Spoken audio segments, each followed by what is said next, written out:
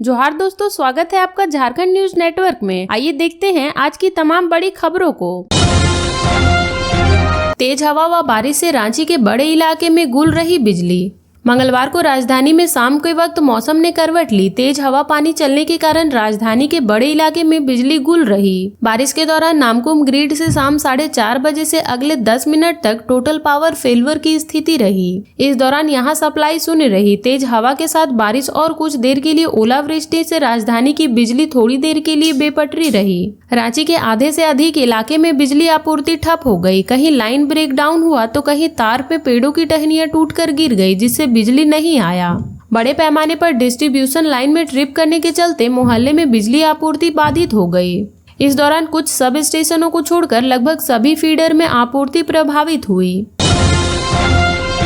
1 घंटे की बारिश से सड़कों पर 2 फीट तक भरा पानी। राजधानी में मंगलवार की शाम करीब 1 घंटे झमाझम बारिश हुई। इस बारिश से शहर की सभी सड़कें जलमग्न हो गई। सड़कों पर 2-2 फीट तक पानी जमा हो गया। इससे राहगीरों के साथ वाहन चालकों को भी काफी परेशानियों का सामना करना पड़ा। शहर के कई इलाकों में बारिश का पानी घरों व दुकानों में घुस गया। झमाझम बारिश के कारण हरमू बाईपास में साइड 5 के समीप सड़क पर 2 फीट तक पानी जमा हो गया। हालत यह थी कि 2 पहिए वाहन के साइलेंसर में भी पानी घुस गया। इससे कई बाइक बंद हो गए।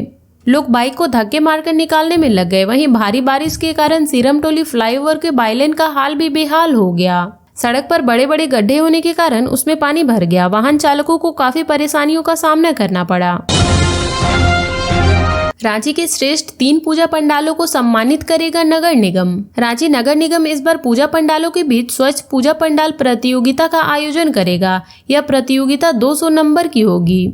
इसके लिए निगम के अधिकारी 9 से 13 अक्टूबर तक शहर के सभी पूजा पंडालों का निरीक्षण करेंगे। इस दौरान जिन पूजा पंडालों में गाइडलाइन के अनुरूप सबसे बेहतर व्यवस्था पाई जाएगी, उसके हिसाब से अंक दिया जाएगा। सर्वश्रेष्ठ पूजा पंडाल को प्रथम पुरस्कार 25,000, द्वितीय पुरस्कार 15,000 व तृतीय पुरस्कार 10,000 दिया जाएगा।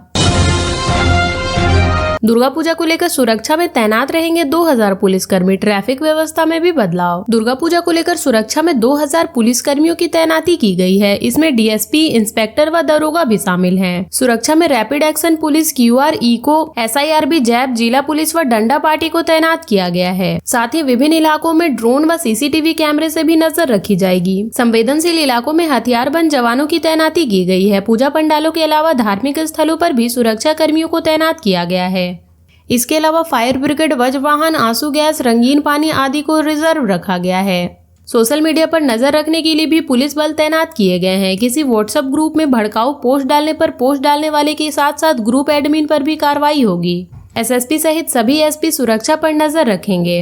राजधानी में दुर्गा पूजा को लेकर 9 अक्टूबर सप्तमी से 13 अक्टूबर मूर्ति विसर्जन तक शहर के मुख्य मार्गों पर यातायात व्यवस्था में बदलाव किया गया है। 9 से 13 अक्टूबर तक शाम 4 बजे से अगले दिन सुबह 4 बजे तक शहर में निजी और यात्री वाहनों का प्रवेश बंद रहेगा।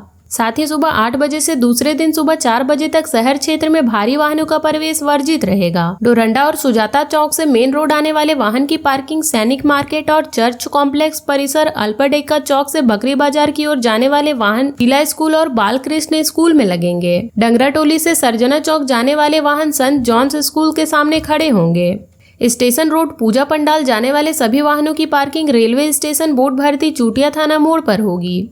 हरमू से किशोरगंज तक जाने वाले वाहन मुक्तिधाम के किशोरगंज के बीच सड़क किनारे होगी। MGM अस्पताल में एक रजिस्ट्रेशन काउंटर रहा बंद। मरीजों ने किया हंगामा। डिमना स्थित MGM मेडिकल कॉलेज परिसर में बने नए अस्पताल में साक्षी स्थित अस्पताल से 2 कर्मचारी को नियुक्त किया गया है, जिसके कारण साक्षी स्थित अस्पताल के रजिस्ट्रेशन काउंटर नंबर 3 बंद था। वहीं इमरजेंसी में काउंटर पर एक ही कर्मचारी तैनात थे, जिसके कारण मरीजों की लंबी लाइन लग गई। भीड़ ज्यादा होने के कारण मरीजों के द्वारा हंगामा किया गया। वहीं होमगार्ड के जवानों ने पहुंचकर मामले को शांत कराया।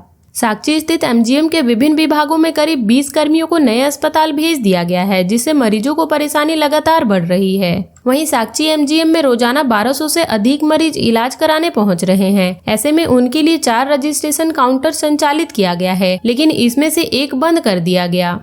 वहीं अस्पताल से 16 चिकित्सकों को भी नए अस्पताल भेज दिया गया है, जिससे MGM के चिकित्सकों की संख्या कम पड़ने लगी है। अगर जल्द ही एमजीएम मेडिकल कॉलेज परिसर में कर्मचारी और डॉक्टरों की तैनाती नहीं की गई तो साकची स्थित एमजीएम अस्पताल में मरीजों को परेशानी होगी। झारखंड ऊर्जा निगम ने एफडी के लिए सेंट्रल बैंक को दिए थे 40.5 करोड़, फर्जीवाड़ा से निकासी, इन लोगों पर प्राथमिकी दर्ज। सेंट्रल बैंक ऑफ इंडिया के हीनो स्थित शाखा में संचालित झारखंड ऊर्जा उत्पादन निगम लिमिटेड के खाते से फर्जीवाड़ा के जरिए 40 करोड़ 50 लाख 500 रुपए निकाले गए हैं। यह रकम फिक्स डिपॉजिट के निवेश के लिए उक्त बैंक की शाखा को हस्तांतरित की गई थी। इस मामले में निगम के महाप्रबंधन अमर नायक ने धुरवा थाना में शिकायत दर्ज कराई है। इसमें सेंट्रल बैंक ऑफ इंडिया के हीनो शाखा के प्रबंधक, निगम के जीएम फाइनेंस जयंत प्रसाद, डीजीएम फाइनेंस रंजीत कुमार सिंह और वरीय प्रबंधक श्रीकांत को नामजद किया गया है। दर्ज कराई गई शिकायत में कहा गया है कि 6 अक्टूबर 2024 को टूरिज्म डिपार्टमेंट में हुई धोखाधड़ी की शिकायत की सूचना ऊर्जा विकास निगम लिमिटेड को प्राप्त हुई थी। इस आधार पर सेंट्रल बैंक में किए गए फिक्स डिपॉजिट की जाँच की गयी।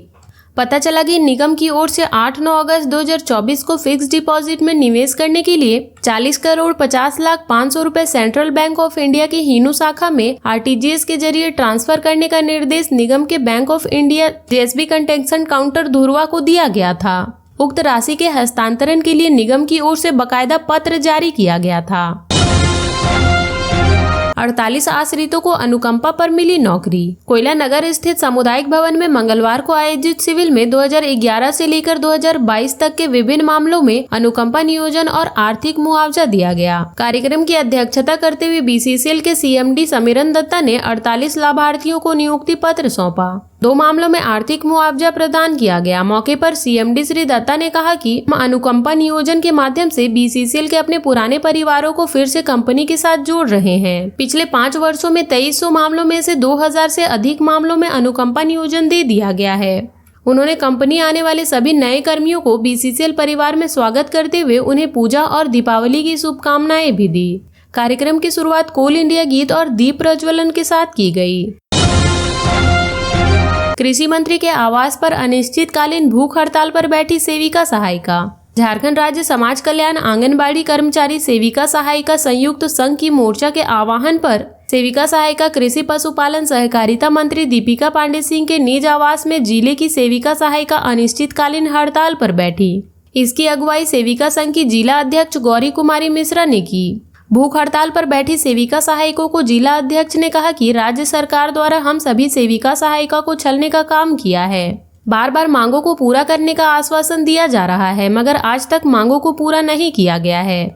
जिला अध्यक्ष ने कहा कि चाहे जान क्यों न चली जाए, जब तक 8 सूत्री मांगे पूरी नहीं हो जाती है तब तक सेविका सहायिका भूख हड़ताल पर डटी रहेंगी। झामुमो की जिला स्तरीय बैठक में पोड़ियाहाट 20 सीट को लेकर कार्यकर्ताओं ने भरी हुंकार। झारखंड मुक्ति मोर्चा की ओर से पोड़ियाहाट में जिला स्तरीय बैठक स्थानीय विवाह भवन में आयोजित किया गया। बैठक की अध्यक्षता प्रखंड अध्यक्ष अवध किशोर हांसदा ने किया। जिला अध्यक्ष वासुदेव सोरेन ने संबोधित करते हुए कहा कि पोड़ियाहाट में कार्यकर्ताओं का जोश देखकर लग रहा है कि निश्चित तौर पर यह सीट जेएम की झोली में जाएगी। झारखंड मुक्ति मोर्चा की यह परंपरागत सीट रही है। कार्यकर्ताओं की भावनाओं का ख्याल रखते हुए मामले से जिला कमेटी की ओर से लिखित रूप से झामुमो सुप्रीमो शिबू सोरेन और मुख्यमंत्री हेमंत सोरेन को अवगत कराया गया। अपने संबोधन में उपाध्यक्ष घनश्याम यादव ने कहा कि पोड़ियाहाट के कार्यकर्ताओं ने इस बार पूरी तरह से मन बना लिया है कि उनकी परंपरागत सीट पर किसी भी तरह की सेंधमारी न हो। पार्टी पहले की तुलना में ज्यादा मजबूत है। आने वाले समय में इस सीट पर पार्टी का उम्मीदवार खड़ा करे, इसको लेकर तैयारी की जा रही है। प्रेमनंदन मंडल ने कहा कि इस सीट पर 1980 से लगातार 2000 तक झारखंड मुक्ति मोर्चा ने जीत दर्ज की है। उसके बाद वर्ष 2003 में उपचुनाव में पार्टी की जीत हुई। 2009 में चुनाव तक दूसरे स्थान पर झारखंड मुक्ति मोर्चा रही है। झारखंड मुक्ति मोर्चा की यह परंपरागत सीट रही है। केंद्रीय समिति सदस्य पुष्पेंद्र टुडू ने कहा कि झारखंड मुक्ति मोर्चा के कार्यकर्ता किसी से डरने वाला नहीं है। राजेश मंडल ने भी अपनी बातों को रखते हुए झामुमो की सीट बताया। अल्पसंख्यक मोर्चा के जिला अध्यक्ष कयूम अंसारी ने पार्टी के वरीय नेताओं से आग्रह किया कि पोड़ियाहाट सीट में जेएम का उम्मीदवार खड़ा किया जाए। चेक डैम में नहाने गए 2 दोस्तों की डूबने से मौत, तीसरा बाल बचा। गोड्डा जिले के दिग्गी गांव के चेक डैम में स्नान करने के दौरान 2 दोस्तों की डूबने से मौत हो गई। एक साथ 3 दोस्त नहाने गए थे। तीनों साथी पानी की तेज धार में डूबने लगे। इसमें से एक साथी ने तैरकर अपनी जान बचा ली, जबकि 2 युवक पानी में डूब गए। डूबने वाले में हिदायत आलम व जीसान आलम शामिल हैं। इस घटना के बाद बड़ी संख्या में गोताखोर शव को ढूंढ रहे हैं। गोताखोर द्वारा हिदायत नामक युवक का शव पानी से बाहर निकाल लिया गया है। फिलहाल जीसान आलम के शव की तलाशी की जा रही है। झारखंड के ऐसे ही छोटी बड़ी खबरों से जुड़े रहने के लिए चैनल को सब्सक्राइब कर लें और बेल आइकन प्रेस कर लें ताकि हर वीडियो का नोटिफिकेशन आपके फोन पे चला जाए।